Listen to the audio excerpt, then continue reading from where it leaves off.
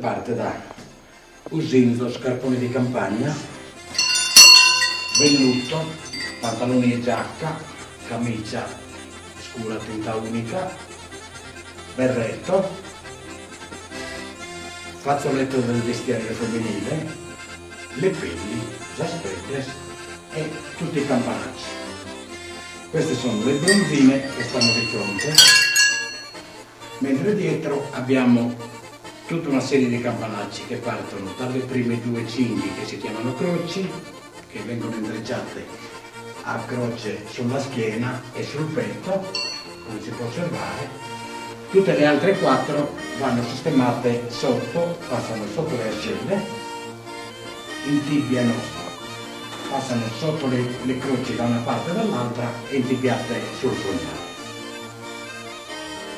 Ed è pronto, una volta terminata la vestizione, è pronto per andare a fare lo sfilare.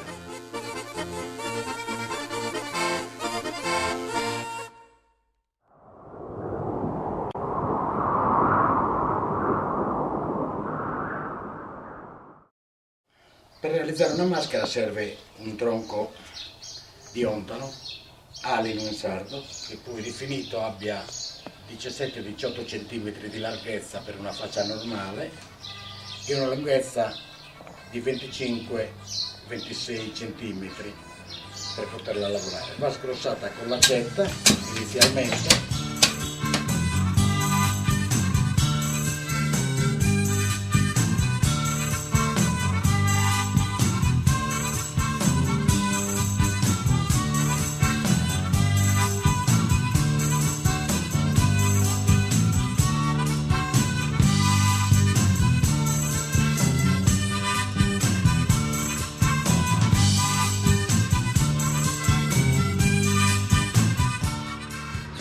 Quando è fatta sgrossata completamente, passa nella morsa va rifinita nei fianchi con un pialletto manuale,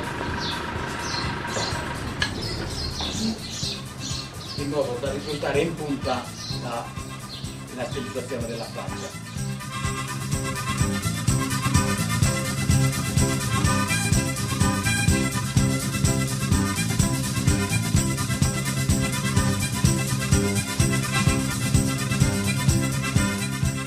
Una volta rifinito si traccia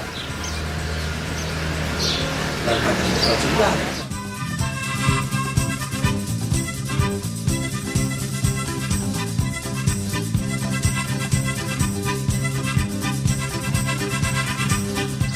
La parte per poter ricamare il naso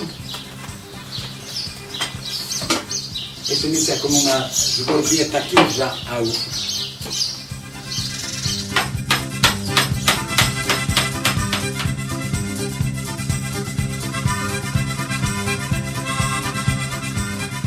Una volta che è tracciata con una matita, allora si inizia ad affondare la parte dove viene ricavata la foratura per gli occhi per vedere, e poi ne uscirà pure il naso. Adesso inizierà a prendere forma.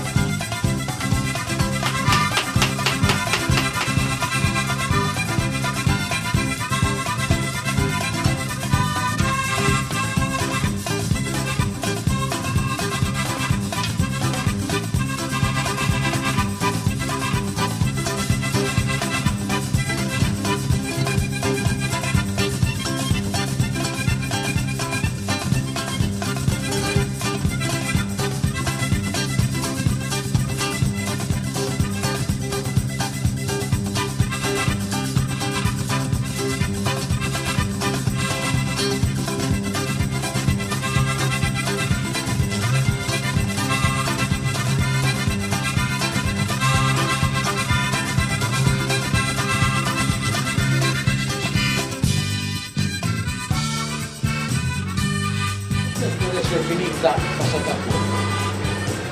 Adesso c'è la scarpa petraria e poi da tagliare il pezzo della mela.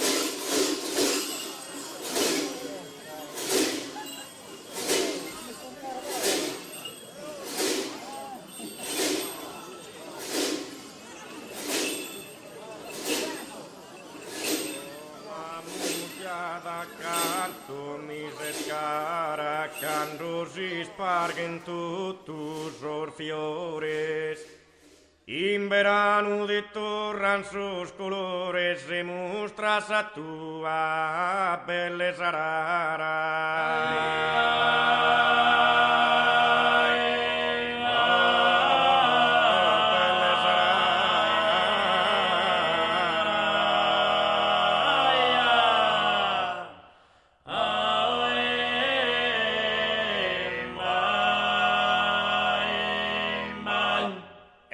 Como quisi rugues colados e sprague dins as cortes, o su gravello e datus qui su tempus e prus bellus su campo o desizio ser mudado.